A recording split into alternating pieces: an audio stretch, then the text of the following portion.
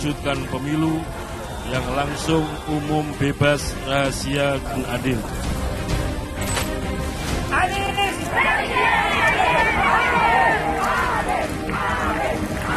Perubahan. Cawapres 2024 Prabowo Gibran untuk seluruh rakyat Indonesia. Calon Presiden 2024 Bapak Ganjar Pranowo. Ini bukan tentang Ganjar, tapi cerita tentang nasib bangsa, nasib rakyat.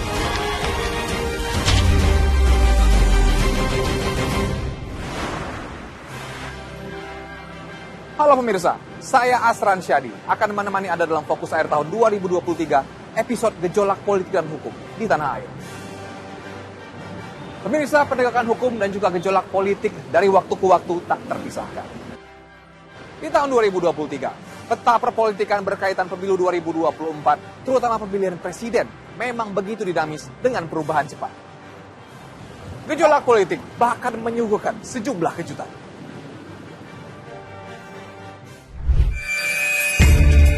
Dan selanjutnya adalah penandatanganan deklarasi berkenan untuk bisa membubuhkan tanda tangan.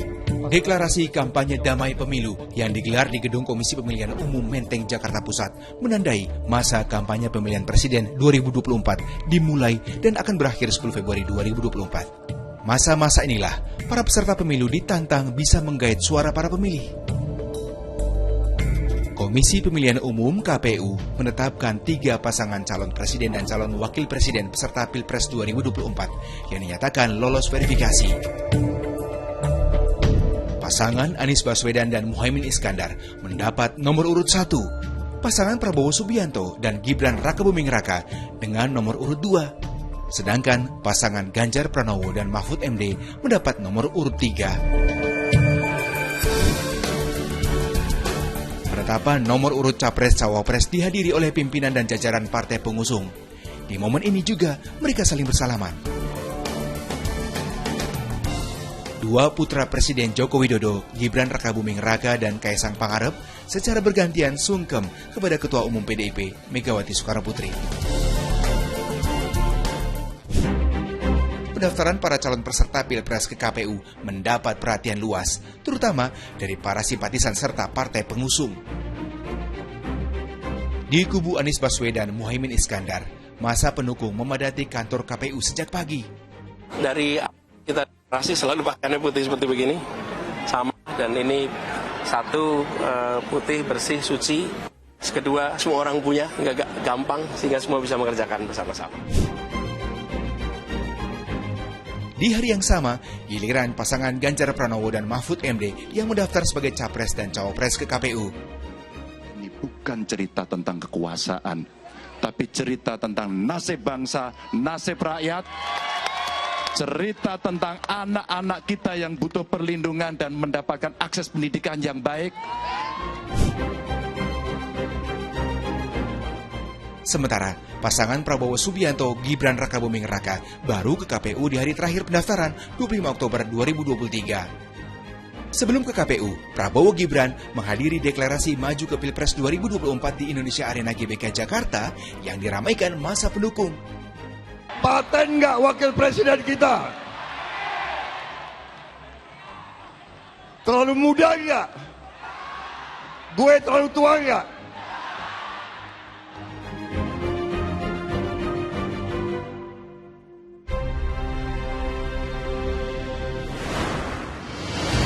Proses pencalonan 3 pasang kandidat presiden dan wakil presiden yang akan bertarung di Pilpres 2024 diwarnai banyak kejutan. Mari kita bahas dari masing-masing. Di kubu tim perubahan, terpilihnya Ketua Umum PKB Muhaimin Iskandar sebagai cawapres mendampingi Anies Baswedan benar-benar di luar prediksi. Sampai-sampai Partai Demokrat yang sempat berkoalisi memilih untuk hengkang. Dicalonkan menjadi bakal calon presiden oleh Partai Nasdem pada Oktober 2022, Anies Baswedan dan Partai Nasdem gencar melakukan gerilya politik. Partai Demokrat menyatakan dukungan lewat pernyataan tertulis dari Sang Ketua Umum Agus Harimurti Yudhoyono.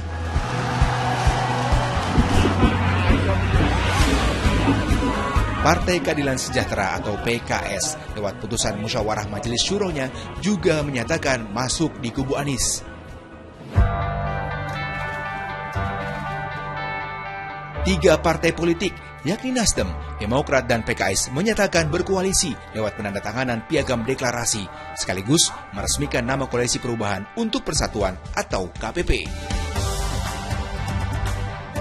Salah satu calon yang digadang-gadang mendampingi Anies adalah Ketua Umum Partai Demokrat, Agus Harimurti Yudhoyono, atau biasa disapa AHY. Kedekatan Anies dan AHY terlihat di beberapa kesempatan, seperti saat haul keempat almarhumah Ani Yudhoyono di Pacitan, Jawa Timur.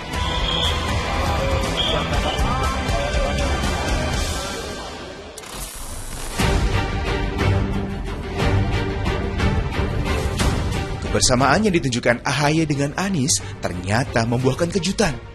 Anies Baswedan lebih memilih Muhaimin Iskandar sebagai calon wakil presiden yang mendampinginya di pemilihan presiden 2024. Manuver PKB menerima pinangan Partai Nasdem membuat kebersamaannya dengan Gerindra dan Golkar di Koalisi Kebangkitan Indonesia Raya resmi bubar. Keputusan Anies memilih Ketua Umum PKB sebagai bakal cawapres juga membuat para pendukung Partai Demokrat kecewa.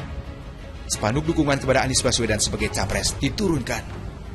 Tak urung, Ketua Majelis Tinggi Partai Demokrat Susilo Bambang Yudhoyono menyuarakan kekecewaannya. Politik itu memang penuh strategi, penuh siasat, penuh taktik, caranya banyak. Tetapi saya tidak menyangka kalau tindakan itu sejauh ini, menurut saya melebihi batas kepatutan, moral dan etika dalam politik. Dalam tempo singkat, Partai Demokrat mengalihkan dukungan ke bakal calon Presiden Prabowo Subianto yang dicuatkan saat gelaran Rapimnas.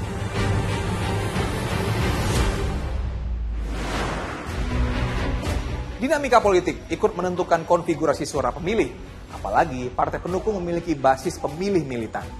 Langkah menentukan pasangan dan partai pendukung jadi kunci penting.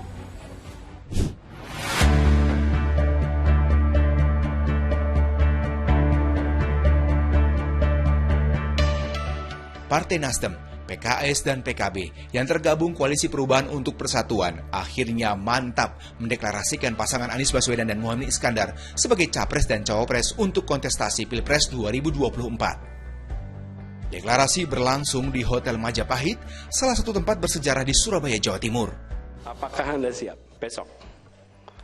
Saya bilang, Bang, bila ini niat baik, bismillah, tawakal ala Allah. Nah, berangkat kita. Perjalanan itu. Jadi, Zaimin, you are the second victim.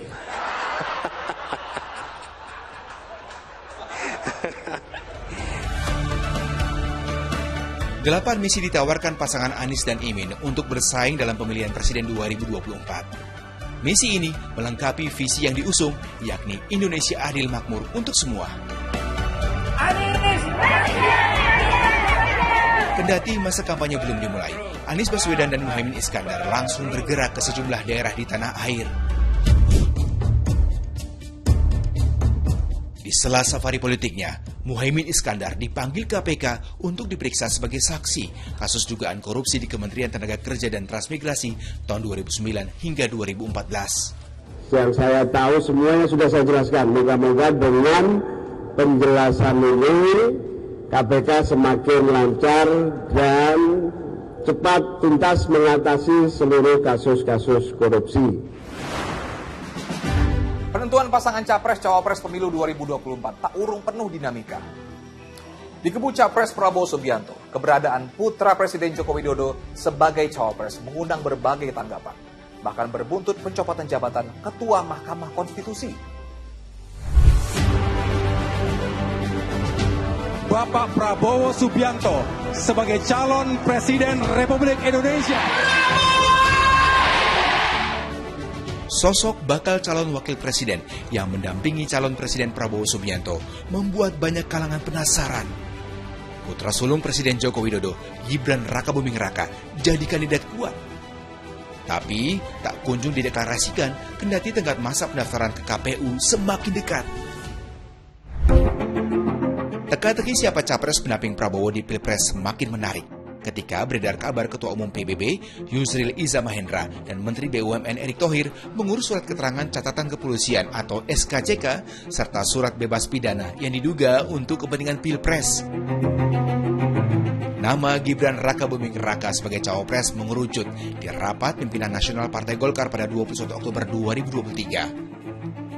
Pada 22 Oktober 2023, Koalisi Indonesia Maju akhirnya resmi mencalonkan wali kota Solo itu sebagai calon wakil presiden mendampingi calon presiden Prabowo. Sepakat mengusung Prabowo Subianto sebagai calon presiden Koalisi Indonesia Maju untuk 2024-2029 dan Saudara Gibran Rakabuming Raka sebagai calon wakil presiden dari Koalisi Indonesia Maju. Menanggapi kiprah putra sulung di kancah politik, Presiden Joko Widodo menegaskan itu sepenuhnya keputusan anak sulungnya serta koalisi partai pengusung. Orang tua itu hanya mendoakan dan merestui. Gimana? Cocok gak Pak?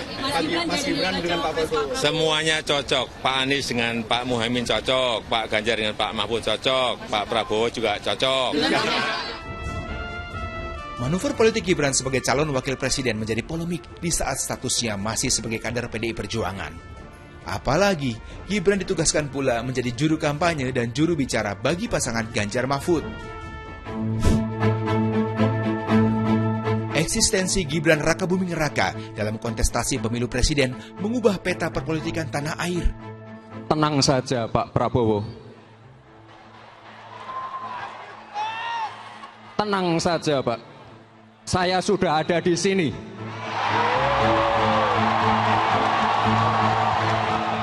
Hadirnya Gibran Rakabuming Raka membuat calon presiden Prabowo Subianto percaya diri, kubunya semakin kuat dan bisa meraih suara anak muda.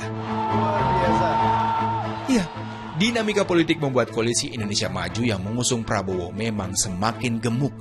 Setidaknya 8 partai tergabung dalam Koalisi Indonesia Maju, yakni Gerindra, Golkar, Demokrat, PAN, PBB, Gelora, Partai Garuda, dan PSI. Sedangkan visi pasangan ini adalah bersama Indonesia Maju menuju Indonesia Emas 2045 melalui 8 misi yang ditargetkan.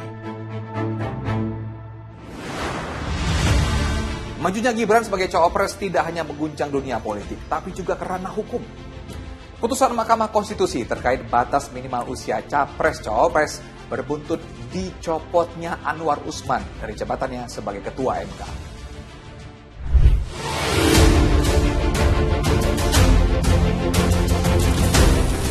Putusan Mahkamah Konstitusi terkait batas usia minimal capres-cawapres memuluskan putra sulung Jokowi yang baru berusia 36 tahun maju sebagai cawapres. Tentang pemilihan umum selengkapnya berbunyi, berusia paling rendah 40 tahun atau pernah sedang menduduki jabatan yang dipilih melalui pemilihan umum termasuk pemilihan kepala daerah. Sidang putusan atas gugatan pemohon judicial review itu diwarnai dissenting opinion atau pendapat berbeda dari 4 hakim. Sejumlah mahasiswa juga mengawal sidang dengan unjuk rasa di depan kawasan Patung Kuda, Gambir, Jakarta Pusat. Sebagai paman Gibran, putusan MK diduga mengandung pelanggaran etik terkait nepotisme. Pada hari Selasa, 7 November 2023, Ketua Majelis Kehormatan MK, Jimli Asidiki, memutuskan sanksi pemberhentian Anwar Usman dari jabatan Ketua MK. Anwar Usman dinyatakan terbukti melakukan pelanggaran berat terhadap kode etik perilaku hakim konstitusi. Ia juga tidak berhak mencalonkan diri atau dicalonkan sebagai pimpinan MK sampai masa jabatannya sebagai hakim konstitusi berakhir. Kamis 9 November, Mahkamah Konstitusi menyepakati Hakim Suhartoyo menjadi Ketua MK periode 2023 hingga 2028 menggantikan Anwar Usman. Kendati demikian, putusan MK tentang batas usia minimal capres dan cawapres tak bisa diubah.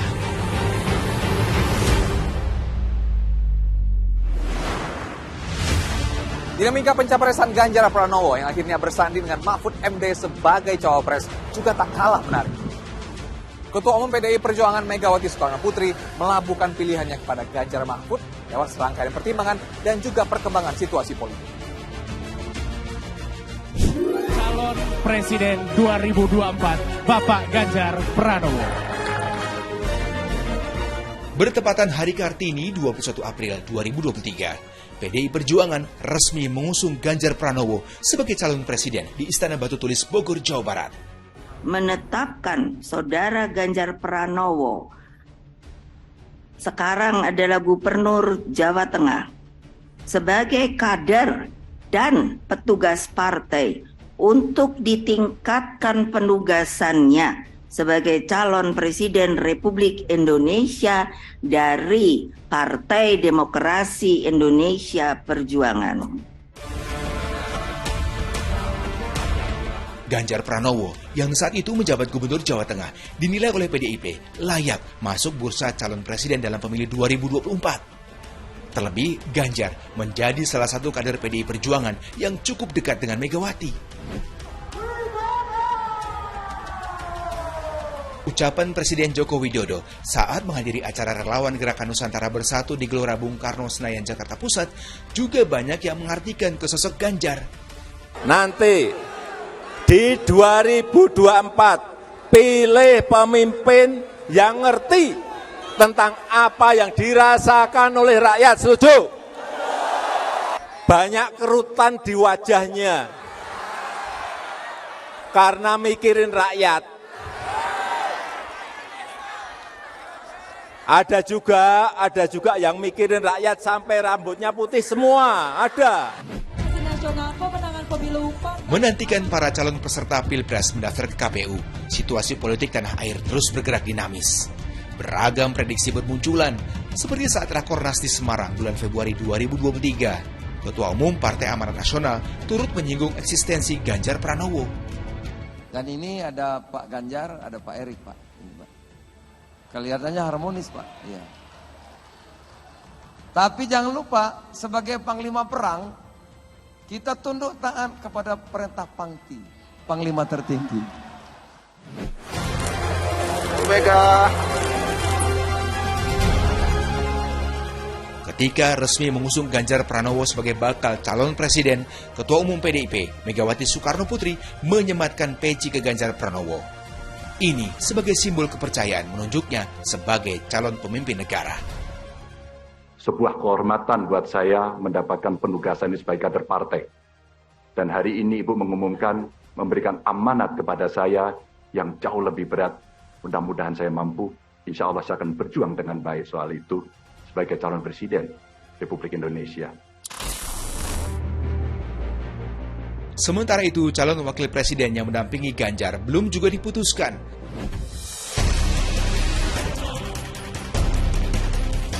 Sepak terjang para petinggi partai politik dari berbagai pertemuan tak lepas dari sorotan. Misalnya saja ketika Puan Maharani berjumpa Agus Harimurti Yudhoyono di pelataran hutan kota kawasan Senayan, Jakarta. Banyak spekulasi bermunculan.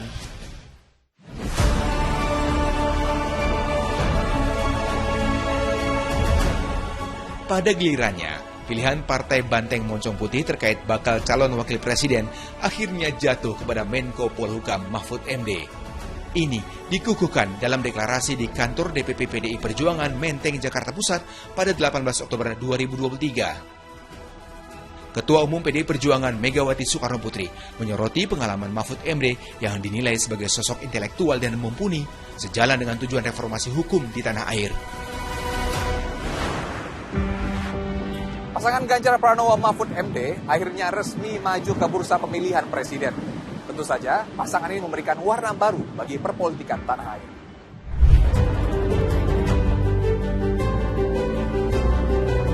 Bergulirnya waktu selalu menorehkan sejarah baru bagi politik di tanah air. Pun begitu dengan pasangan Ganjar Pranowo dan Mahfud MD yang bertekad maju sebagai capres dan cawapres di pemilihan presiden 2024. Ini tercermin ketika keduanya hendak mendaftar resmi sebagai capres-cawapres ke Komisi Pemilihan Umum pada Oktober lalu. Di momen ini, Mahfud MD mengaku bahwa kemeja putih yang dikenakannya telah dijahit menjelang pemilihan presiden 5 tahun lalu. Ini dulu tidak jadi dipakai meskipun sudah jadi. Tetapi ternyata ada pesan Tuhan di baju ini. Ditunda dulu untuk dipakai ke KPU dan hari ini bisa dipakai untuk mendaftar. Diusung PDI Perjuangan yang berkoalisi bersama P3, Perindo dan Hanura, pasangan Ganjar Mahfud mengusung visi menuju Indonesia unggul, gerak cepat mewujudkan negara maritim yang adil dan lestari, di mana ada 8 poin yang jadi misi gerak cepat Ganjar Mahfud. Di tengah hiruk-pikuk menyiapkan pemilihan presiden, dua putra Presiden Jokowi, Gibran Rakabuming Raka dan Kaisang Pangarep terjun langsung ke kancah politik nasional. Hal tersebut memunculkan beragam tanggapan, termasuk kekhawatiran berkembangnya nepotisme.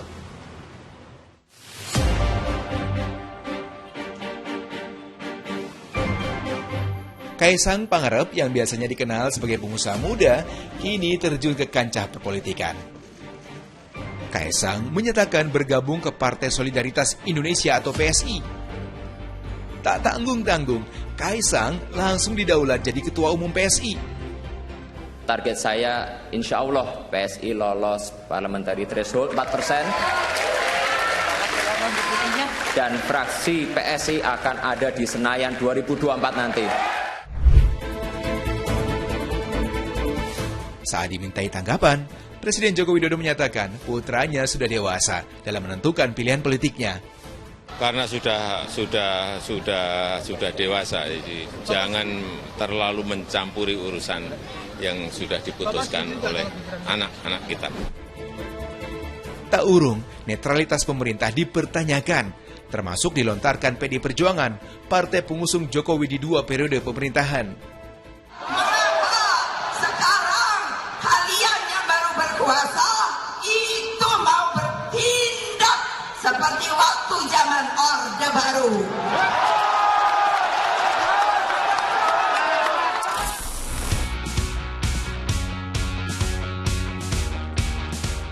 Di tengah beragam isu, Presiden Joko Widodo menjamu 3 calon presiden yang berkontestasi dalam pemilu 2024 di Istana Merdeka.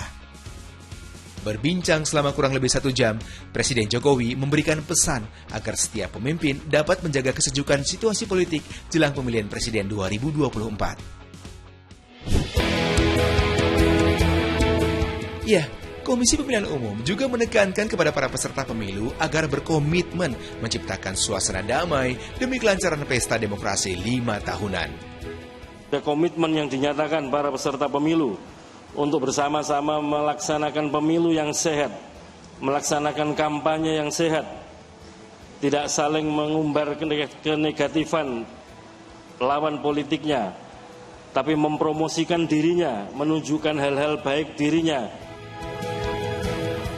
Masa kampanye pemilu 2024 berlangsung sejak 28 November 2023 hingga 10 Februari 2024. Pasangan calon peserta pemilu mengisi masa kampanye dengan beragam kegiatan, baik di ibu kota Jakarta maupun dengan kunjungan ke berbagai daerah.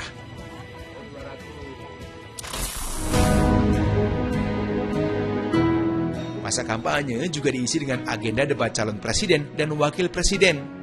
Sesuai amanat Undang-Undang Nomor 7 Tahun 2017 tentang Pemilu, KPU akan menggelar 5 kali debat dengan tema berbeda-beda. Debat perdana diikuti para calon presiden di halaman kantor KPU. Debat berlangsung lancar, diwarnai adu gagasan hingga saling sindir. Mas Anies dipilih jadi gubernur DKI menghadapi pemerintah yang berkuasa. Saya yang mengusung Bapak.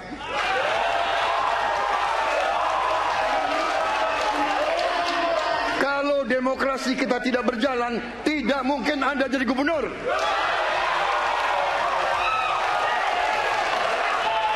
Kalau Jokowi diktator, Anda tidak mungkin jadi gubernur.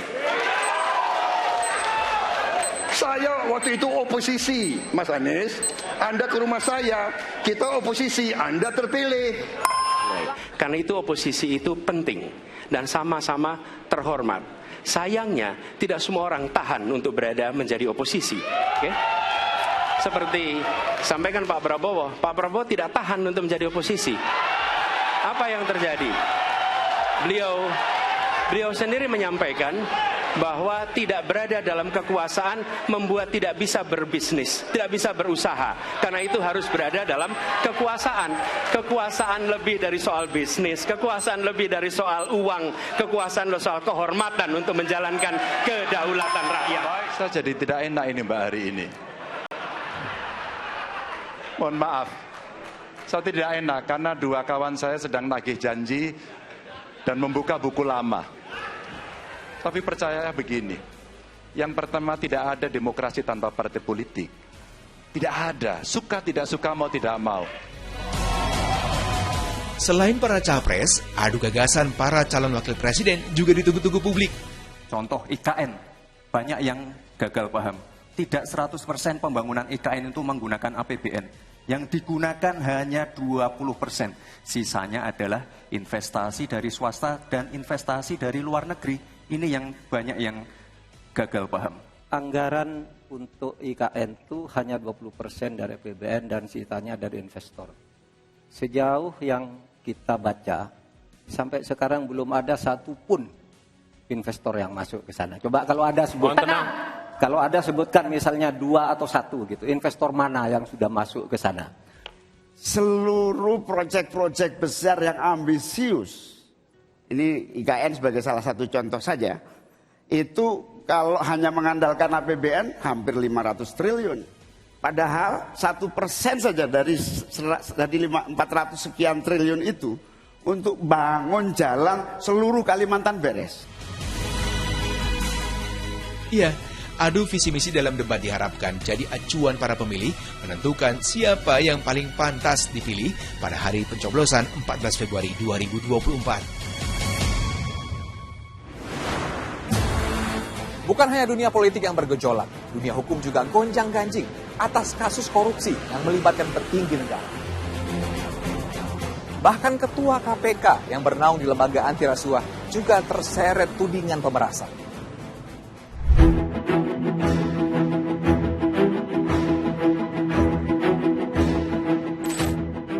Menjelang berakhirnya pemerintahan Presiden Joko Widodo, kasus korupsi yang menjerat jajaran menteri dan pejabat negara masih terus terjadi. Salah satunya perkara korupsi di Kementerian Pertanian yang menyeret nama Syahrul Yassin Limpo saat menjabat Menteri Pertanian. Syahrul Yassin Limpo ditetapkan sebagai tersangka atas kasus pemerasan dalam jabatan, gratifikasi, dan tindak pencucian uang. Yang mencengangkan, saat KPK menggeledah kediaman Syahrul di kawasan Kebayoran Baru, Jakarta Selatan, ditemukan sejumlah uang tunai pecahan asing dan rupiah senilai puluhan miliar rupiah, dokumen transaksi uang, pembelian aset, dan 12 pucuk senjata api. Syahrul dianggap menyalahgunakan kekuasaan dalam proses lelang jabatan hingga penerimaan gratifikasi dari pengadaan barang dan jasa di Kementerian Pertanian. Dari perbuatannya, ia diduga menikmati uang korupsi sebesar 13,9 miliar rupiah dari realisasi anggaran Kementan yang telah di-markup atau dilebihkan. KPK sebelumnya telah menyampaikan kepada publik terkait dengan 3 orang yang ditetapkan dan diumumkan dengan status sebagai tersangka, yaitu yang pertama SJL, ini Menteri Pertanian Republik Indonesia periode 2019 sampai dengan 2024. Yang kedua KS, ini Sekretaris Jenderal Kementerian Pertanian Republik Indonesia. Dan yang ketiga adalah MH, yaitu Direktur Alat dan Mesin Pertanian Direktorat Jenderal Prasarana dan Sarana Pertanian Republik Indonesia. Syahrul akhirnya menyerahkan surat pengunduran diri dari jabatan Menteri Pertanian kepada Presiden Joko Widodo. Demi Allah saya bersumpah. Demi Allah saya bersumpah. Bahwa saya akan setia kepada. Mencegah jabatan penting ini kosong, Presiden Joko Widodo melantik Amran Sulaiman sebagai Menteri Pertanian RI di Kabinet Indonesia Maju dengan sisa masa jabatan hingga 2024. Pak Firly, dikit Pak Firly. Mencuatnya kasus korupsi di Kementerian Pertanian juga menyeret nama Ketua KPK, Firly Bahuri. Foto pertemuan di lapangan bulu tangkis antara Firly dan SYL yang kala itu masih menjabat sebagai Mentan tersebar di media sosial dan televisi. Pertemuan itu ramai diperbincangkan publik dan dianggap sebagai pelanggaran serius. Pasal 36 Undang-Undang Nomor 30 Tahun 2002 tentang KPK menyebut Pimpinan KPK dilarang berhubungan dengan pihak berperkara dengan alasan apapun. Beberapa kali diperiksa dan dilakukan gelar perkara oleh tim Polda Metro Jaya, Firly Bahuri ditetapkan menjadi tersangka atas kasus pemerasan terhadap Menteri Pertanian Syahrul Yassin Limpo. Presiden Joko Widodo akhirnya menerbitkan keputusan Presiden terkait pemberhentian Firly Bahuri. Presiden menunjuk pimpinan KPK, Nawawi Pomolango, sebagai Ketua KPK sementara. Nama Johnny G. Plate menambah daftar menteri yang tersandung kasus korupsi di era pemerintahan Presiden Joko Widodo. Mantan Menteri Komunikasi dan Informatika itu divonis 15 tahun penjara dan denda 1 miliar rupiah. Ia dinyatakan terbukti melakukan korupsi proyek pembangunan menara BTS 4G dan infrastruktur pendukung lainnya dengan total kerugian negara sebesar 8,3 triliun rupiah. Akan setia kepada Undang-Undang Dasar Negara Republik Indonesia. Posisi Johnny G. Plate sebagai Menkominfo digantikan Budi Aristiadi yang sebelumnya menjabat Wakil Menteri Desa dan Pembangunan Daerah Tertinggal. Dito Aryo Tejo yang baru dilantik sebagai Menteri Pemuda dan Olahraga pada 3 April 2023 ikut terbawa-bawa kasus korupsi di Kominfo. Dito diperiksa Kejaksaan Agung sebagai saksi pada kasus korupsi penyediaan infrastruktur BTS 4G dan infrastruktur pendukung Kominfo. Sejauh ini, KPK belum mendapati kejanggalan dalam laporan harta kekayaan pejabat negara atau LHKPN milik Menpora.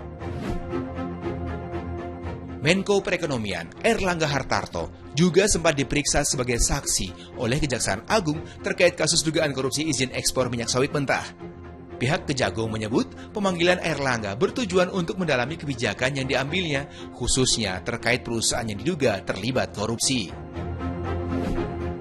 Yang tak kalah mencengangkan, Wakil Menteri Hukum dan HAM Edward Omar Sharif atau Edi Hiarij juga ditetapkan KPK sebagai tersangka dalam kasus dugaan suap dan penerimaan gratifikasi.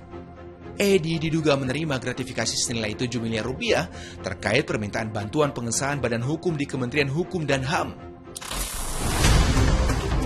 Tindak korupsi juga terjadi di Direktorat Jenderal Pajak Kementerian Keuangan. Mantan Kepala Bagian Umum Ditjen Pajak Kanwil 2 Jakarta Selatan, Rafael Alun Trisambodo, ditetapkan sebagai tersangka dugaan penerimaan gratifikasi dari para wajib pajak melalui perusahaan konsultan perpajakan. Rafael Alun dituntut 14 tahun penjara oleh Jaksa Penuntut Umum. Nama Rafael Alun menjadi sorotan saat putranya Mario Dandi menganiaya seorang remaja dengan sadis. Gaya hidup yang dipamerkan oleh sang anak membuat KPK memanggil Rafael Alun untuk mengklarifikasi harta kekayaannya yang mencapai 56 miliar rupiah. Harta yang dilaporkan Rafael disebut-sebut tidak sesuai profilnya sebagai pejabat eselon 3 di Kementerian Keuangan. Demikian Fokus Akhir Tahun, menyimak kembali drama perpolitikan dan penegakan hukum di tanah air selama tahun 2023. Mari sambut tahun 2024 dengan semangat dan harapan baru. Kita sosong pula kepemimpinan nasional baru yang kredibel, pilihan segenap rakyat Indonesia.